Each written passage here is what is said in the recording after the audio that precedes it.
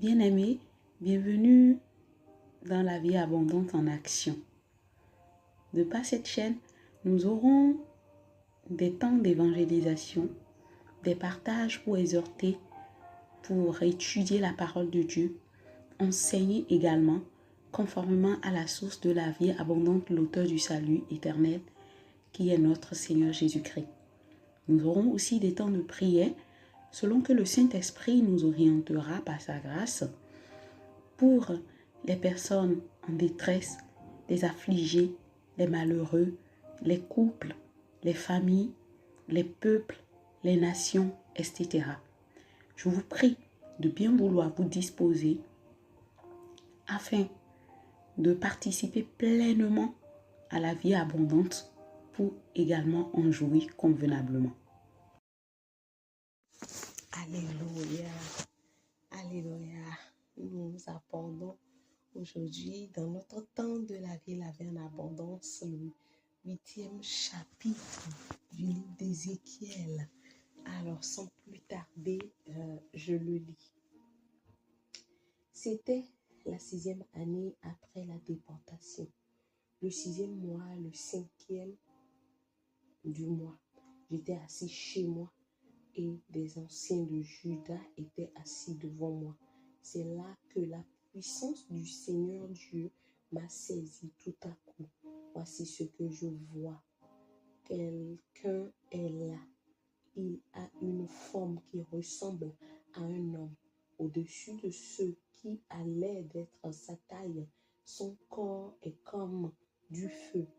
Au-dessus, il y a une sorte de lumière brillante, comme de l'or rougi au feu. Il tend quelque chose comme une main et me saisit par les cheveux. Alors, dans cette vision qui vient de Dieu, l'Esprit me soulève entre ciel et terre et m'amène à Jérusalem.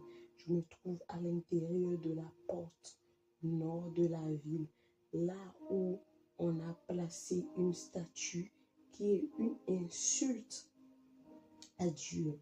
Or, la gloire de Dieu d'Israël m'apparaît à cet endroit comme elle m'est déjà apparue dans la vallée. Dieu me dit, toi l'homme, regarde vers le nord. Je regarde dans cette direction. À la porte du nord, il y a un autel. La statue, qui est une insulte à Dieu, se trouve près de l'entrée qui conduit à l'autel. Il ajoute, toi l'homme, est-ce que tu vois ce qu'ils font? Ici, les gens d'Israël commettent des actions horribles pour m'éloigner de mon lieu saint. Tu vas voir encore d'autres choses aussi horribles. Il me transporte à l'entrée de la cour du temple. Je vois qu'il y a un trou dans le mur. Dieu me dit, toi l'homme, fais un trou dans le mur. Je fais un trou et il y a alors un passage. Il me dit, entre et regarde, les gens font ici des choses horribles et dégoûtantes. J'entre et voici ce que je vois. Autour de moi, les murs sont couverts de dessins qui représentent des serpents et des bêtes dégoûtantes. Tous les faux dieux des Israélites sont dessinés sur les murs. 70 anciens du peuple d'Israël sont debout devant les faux dieux. Parmi eux, il y a Yazania, fils de Shaphan. Chacun tient un brûle parfum à la main et la fumée d'encens monte vers le ciel. Dieu me dit, toi l'homme, est-ce que tu as vu ce que les anciens du peuple d'Israël font en se cachant, chacun à sa place devant son faux Dieu? Ils disent, le Seigneur ne peut pas nous voir, il a quitté le pays. Dieu ajoute, tu vas voir qu'ils commettent encore d'autres actions aussi horribles. Ils me transportent vers la porte du temple. Des femmes sont assises à cet endroit et elles pleurent sur la mort de Tammuz. Ils me demandent, toi l'homme, est-ce que tu as bien vu? Tu vas voir des choses encore plus horribles que celles-ci. Il me transporte vers la cour intérieure du temple, à l'entrée du lieu saint. Entre la cour et l'autel, il y a à peu près 25 hommes. Ils tournent le dos au lieu saint et ils se mettent à genoux, le front contre le sol, dans la direction de l'est, pour adorer le soleil. Dieu me demande, toi l'homme, est-ce que tu vois? Eh bien, ces gens de Juda ne se contentent pas des actions horribles qu'ils commettent ici. Ils remplissent en plus le pays de violence. Ils font tout pour me mettre en colère. Et maintenant, ils approchent une petite branche de leur nez. C'est pourquoi, à mon tour, j'agirai avec une violente colère.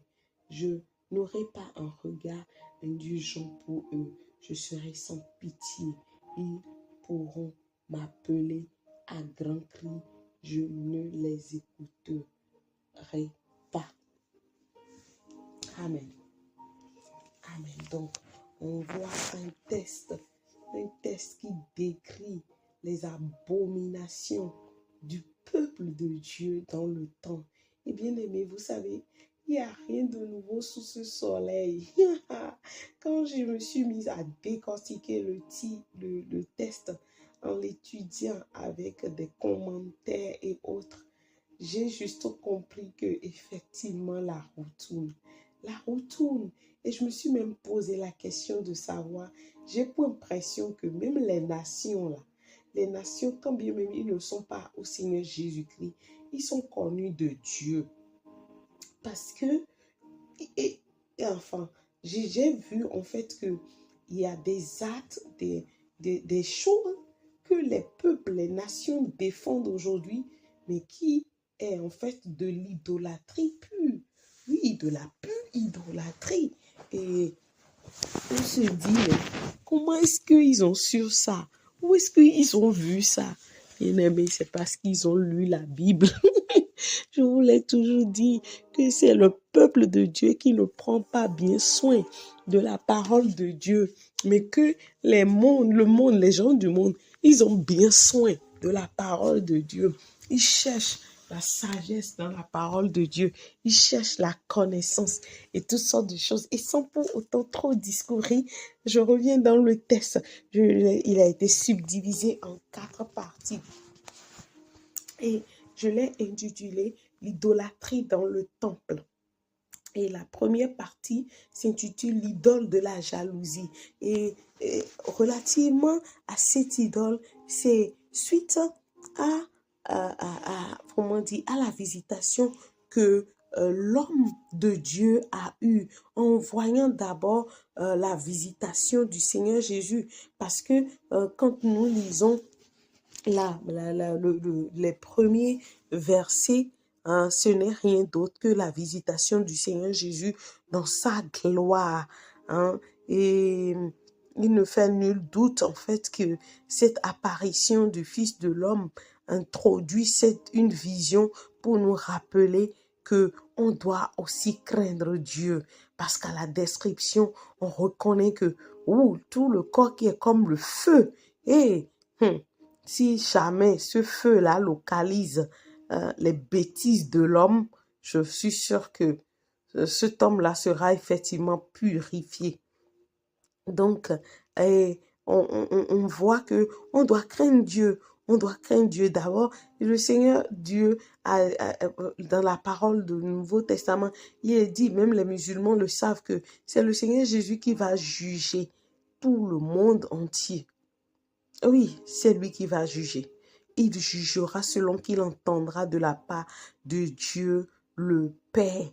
Donc, Ézéchiel a eu le privilège d'être transporté en extase dans le temple splendide. Ce n'est rien d'autre que le temple que Salomon a eu a eu la grâce de construire. Et là, c'est impressionnant. Bien aimé, je vais vous relater quelque chose. Actuellement, dans mon étude personnelle de la Bible, je suis en fait dans le livre du roi, le livre des rois, pardon, et le livre de l'évangile de Jésus-Christ selon Marc. Et quand je viens en fait dans mon test, dans le livre de partage, dans le temps de vie et vie en abondance, je vois vraiment que c'est le Saint-Esprit qui coordonne toutes choses. Parce que si je n'avais pas eu soin de connaître à peu près sur le temple que Salomon a construit, encore que cette semaine, je me suis attardée sur les chapitres qui découvraient la construction, les bois, les matériaux qui ont été utilisés, combien de temps ça a pris. Et on voit en fait que oui, les choses que Dieu peut nous donner d'en faire par excellence là, ça peut devenir un sujet, Seigneur, à, à, à, à la chute, à la confusion.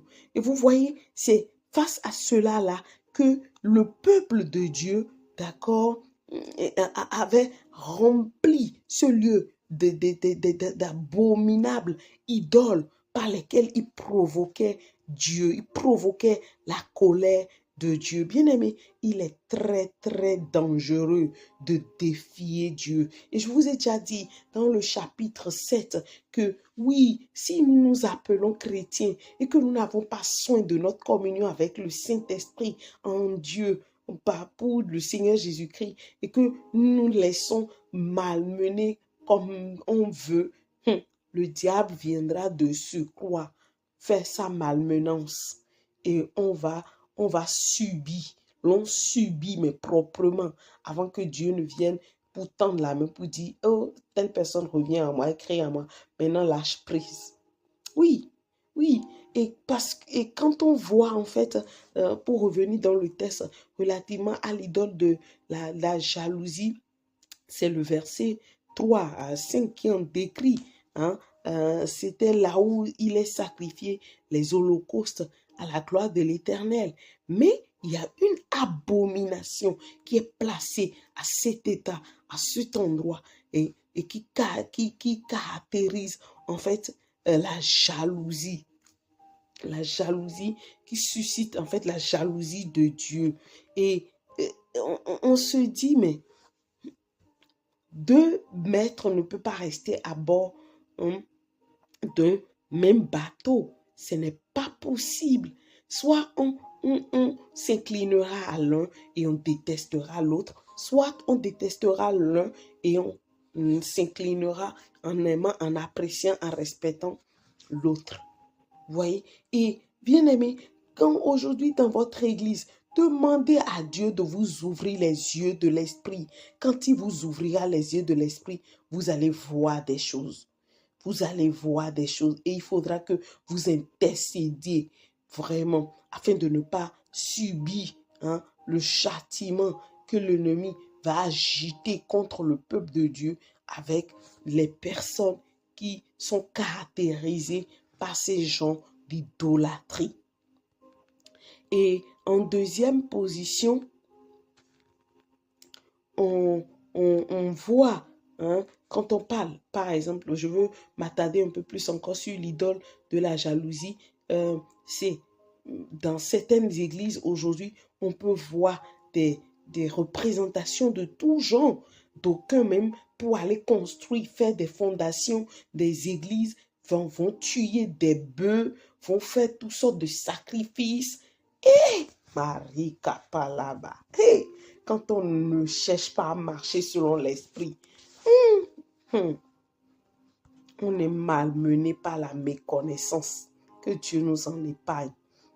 Donc, je ferme cette parenthèse et j'aborde la deuxième partie qui est intitulée « Les idoles dans les chambres secrètes ». Et ces idoles dans les temples, dans les temples secrets, on commence à partir du verset 7 jusqu'au verset 3.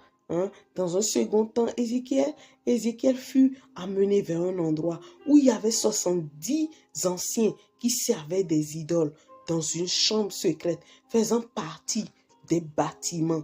Et ces conducteurs, ce sont des conducteurs. Ils se croyaient sages. Ils se croient sages. Mais leur culte à ces représentations de bêtes impues les rendait mais fous. Et c'est aujourd'hui des choses que tu peux entendre, même dans la conduite des temps de prière, des énumérations, des choses mais aberrantes qui attristent l'Esprit de Dieu. Et nous, ceux qui hébergent, ceux dont la vie sont remplis de l'Esprit, peuvent sentir même cette tristesse jusqu'à s'éloigner de ces gens de fait. Et tout ce que nous faisons dans une église et que peut-être un frère ou une sœur met la main dessus, on ne veut pas qu'on en parle sous prétexte que oui, est-ce que c'est ton entreprise, c'est l'entreprise de tel? Oui, est-ce que tu sais ce qu'elle a souffert jusqu'à créer même l'église là? Tu n'as pas à dire un mot. Soit tu acceptes, soit tu restes et tu te tais. Faisons très attention. Je l'ai dit dans mon livre que le roi de gloire ne fait acception de personne. Peut-être dans ce monde, on peut passer, mais devant son trône, on ne passera pas. On ne passera pas. On ne passera pas. Donc, que tout ce qui constitue vos connaissances secrètes, comme je l'ai énuméré dans Ézéchiel chapitre 7, ceux qui prient en vérifiant la position de la lune, ceux qui regardent les heures jumelles, toutes sortes de choses, ce sont des choses que vous devez délaisser et vous attacher à l'authentique évangile de Christ Jésus. Son évangile n'a pas soin de ces là. Comme je l'ai dit, on est au-dessus. Quand on est vraiment chrétien, on est au-dessus de toutes ces choses et on ne marche pas à la foi. Oui, on ne marche pas à la foi. On ne marche pas à la foi. Et bref, au sujet de la troisième partie, il est question de la vénération du Dieu sumérien. Et aujourd'hui, dans les nations, on voit comment les peuples, surtout les nations occidentales, ils magnifient ce Dieu relativement à la végétation, relativement à l'écologie. Et oui, comme ils ne connaissent pas Dieu et qu'il y a une soif au-dedans d'eux, ils pensent que oui, c'est en devenant écolo que cette soif peut être étanchée. Bien-aimé, cher président de la République, chères autorités des nations occidentales, en particulier la France, entendez la voix du Seigneur. Ce n'est pas en devenant écolo dans une nation, dans une ville, dans un pays que la soif de Dieu peut être étanchée. La soif de Dieu s'étanche par la connaissance de la parole de Dieu. La parole de Dieu est Christ Jésus et c'est par lui que nous entrons dans la vie éternelle. C'est par lui que nous faisons la paix avec Dieu. C'est par lui que nous sommes justifiés. Alléluia.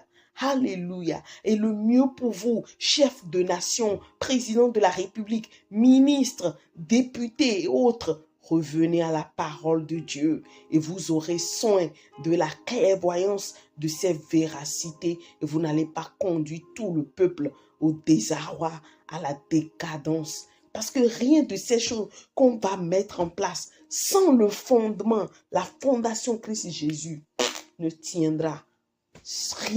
Rien de ces choses. Rien de ces choses. On ne peut pas tenir sans Christ Jésus. Il a dit quoi? Sans moi, vous ne pouvez rien faire. C'est lui-même qui a dit.